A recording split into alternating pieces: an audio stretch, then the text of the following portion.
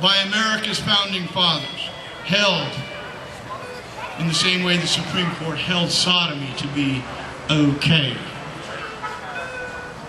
But that was in 2013. This was 1776. This is the foundation of American law. Any law that goes contrary to these principles is void. Among which are life, liberty, and the pursuit of happiness. That to secure these rights, governments are instituted among men, deriving their just powers from the consent of the governed. I'm going to repeat that. To secure these rights. Remember the ones, among these rights are life, liberty, and the pursuit of happiness. Among these rights are life, liberty, and happiness. Governments are instituted among men to secure these rights. I'm going to make sure that I'm reading that right. That among these are life, liberty, and the pursuit of happiness, that to secure these rights, governments are instituted among men, deriving their just powers from the consent of the governed. That would be me. That would be you. They need your buy-in. Buy-in and consent are the same thing. When the government does something illegal, they need your buy-in. They need your consent. How do they get that consent? Through your silence. When the government breaks the principles of American law and we remain silent, we have given the government our consent, and it's only by our consent that government derives its just power. Deriving their just powers from the consent of the governed. Now keep in mind, these are self-evident truths. Try them on. If you have a problem with them, challenge the document. Challenge the Declaration of Independence. Argue with it. Don't be arguing with the government. Argue with the principles of the Declaration of Independence. And if you lose that argument, then you're standing with the Founding Fathers and understanding what this nation is founded on. Oh, now here's a good one. That whenever any form of government becomes destructive of these ends. What ends are we talking about here? The ends that I just said. That governments are established to secure the unalienable rights endowed upon all men by the Creator. If government becomes destructive of that end, it is the right of the people to alter or abolish it. Now that's radical. It's radical and it's a root. Radical means root. Radical means root. Radical means back to the roots. We've twisted the word radical today to mean something other than what the Founding Fathers understood it to be. But in a relative sense, if you think about it, the Founding Fathers were a bunch of radicals when they opposed the King of England. As a matter of fact, the King of England issued felony arrest warrants for the Americans' Founding Fathers. Founding Fathers were charged with treason, insurrection, felons, arrest warrants. Had they been caught, they'd have been drawn in quarters for these words. I'm telling you, these words are America's founding principles. The government serves the people, and it's the right of the people to alter or abolish it, and to institute new government, laying its foundation on such principles and organizing its powers in such forms as to them shall seem most likely to affect their safety and happiness.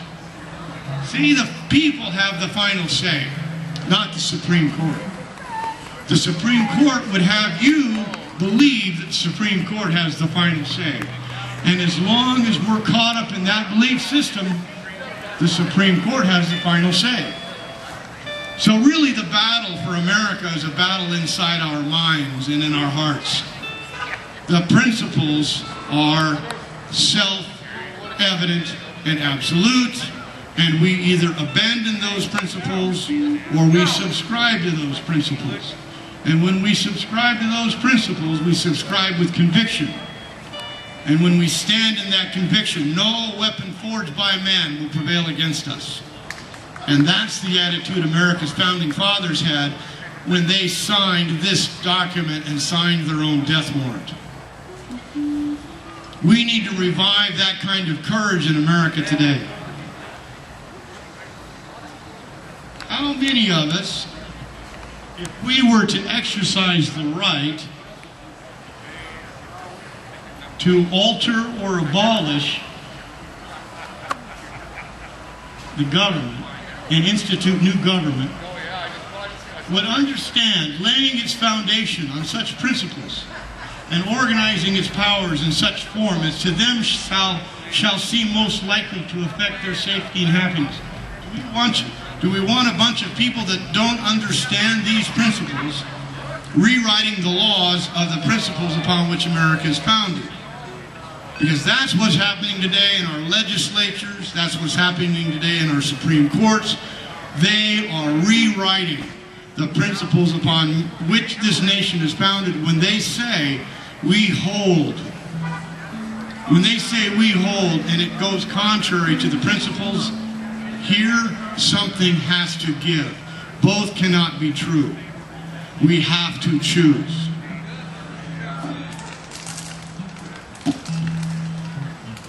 Prudence indeed will dictate. Prudence indeed will dictate the governments long established should not be changed for light and transient causes. And accordingly, all experience has shown that mankind are more prone to suffer while evils are suffering. That's what we've been dealing with. We are a freedom-loving people, and we also love order. We want ordered freedom. That's why the principles of the Constitution are so important.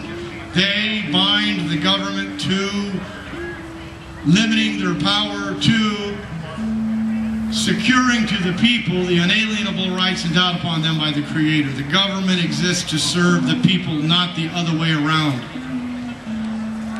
The government is not there to grow itself when we have an economy that is suffering. The government does not have the power to turning on the printing presses so that it can grow the size of Homeland Security, so that it can grow the size of FEMA, so that it can grow the size of the Forest Service, so that it can grow the size of FEMA. Those agencies are being looked to by the government as those agencies that secure our homeland. But as I read the Constitution, by golly, the Second Amendment says a well-regulated militia is necessary to the security of a free state. The well-regulated militia necessary to the security of a free state. It does not say Homeland Security necessary for the security of the state. It doesn't say that. It doesn't say FEMA necessary for the security of a free state. It says a well-regulated militia necessary to the security of a free state. The right of the people to keep and bear arms shall not be infringed. How can you have a well-regulated militia if you have a bunch of unarmed people? The well-regulated militia, Rex, is you. The well-regulated militia is the men of the local community, and it's not always about the guns. If there's a flood, the men of the local community, the militia, step up to take care of the community. We don't petition the federal government for a bailout, for subsidy. We don't further our bondage by accepting a bondage, by accepting a privilege from the federal government that puts it in control of our police departments. We don't go to the federal government to look for money to bail us out of our calamity. That job is for the local militia, and that's the local men who, together with the sheriff, operate to secure the local community. Each community secures itself. If a community needs help, it looks to the community one over. They come, and together we secure a free state. It is not top down. So, All experience has shown that mankind are more disposed to suffer. You know, we're very tolerant people. We tolerate. We've been tolerant. We tolerate. We tolerate. We tolerate. And still power continues to grow. It's in the natural course of things that power increases and liberty yields. It is the nature of power to grow. It is in the nature of liberty to just leave me alone. So we tolerate. We are more disposed to suffer while evils are sufferable than to right ourselves by abolishing the form of government to which we are accustomed. Here's the really dangerous part. And this is what puts me probably at the top of their list, is because I have the audacity to say something like this out in public.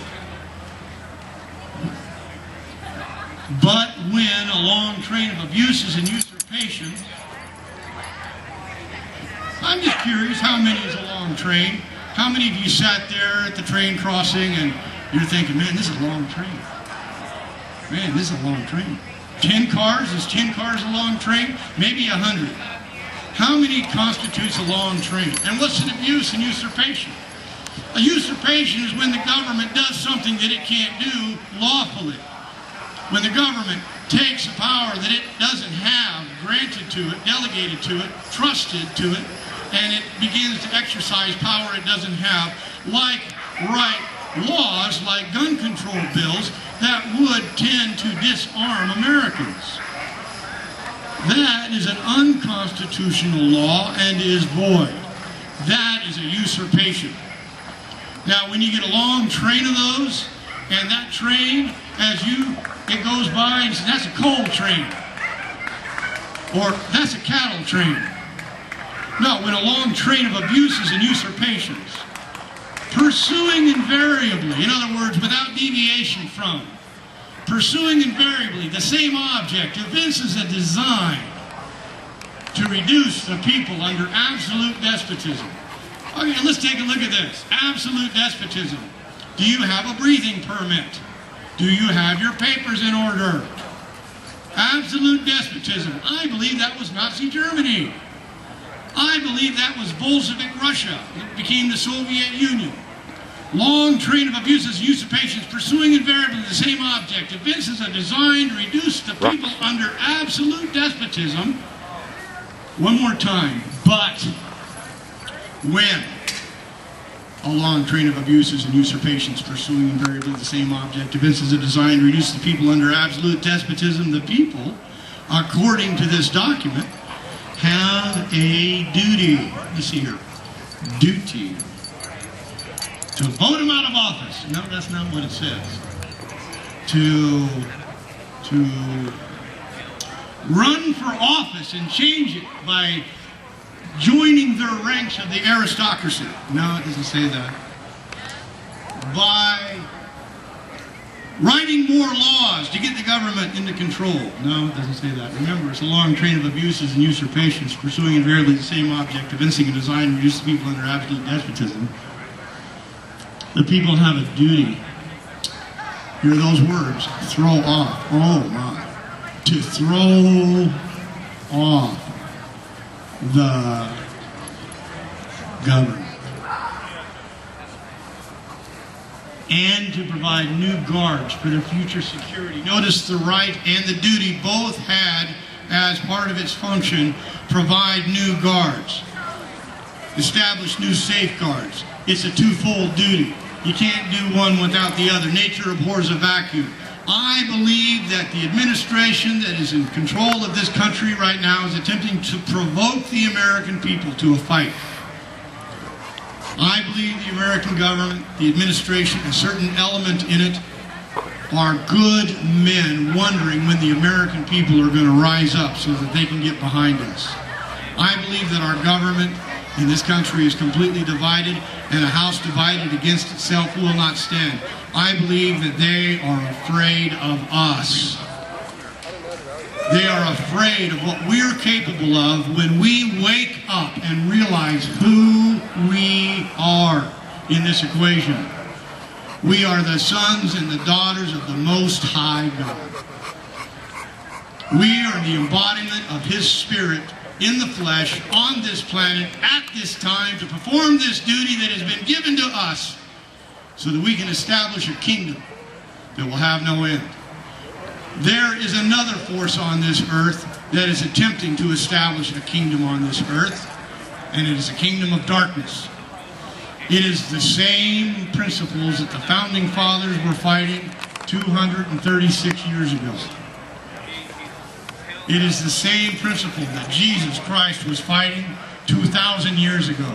The money powers of the earth. The love of money is the root of all evil. The money powers of the earth have commandeered the banks. The money powers of the earth have commandeered the courts. The money powers of the earth have commandeered politicians, congressmen. And we are faced with a long train of abuses and usurpations, pursuing invariably the same object, evincing a design to reduce the people under absolute despotism. He goes on here to say, to prove this, let the facts be submitted to a candid world. We're talking about the Kingdom of England, the King of England. He has refused his assent to law as the most wholesome and necessary for the public good. He has forbidden his governors to pay laws of immediate.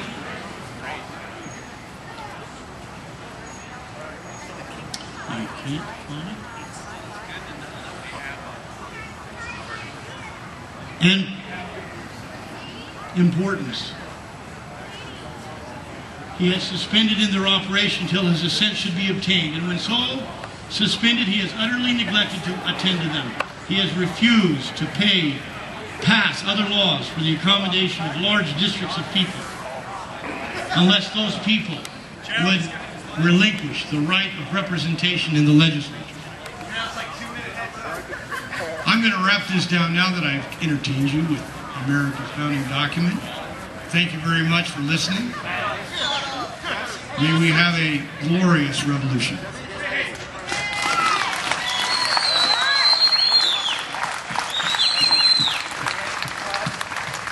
Thank you, David Justice.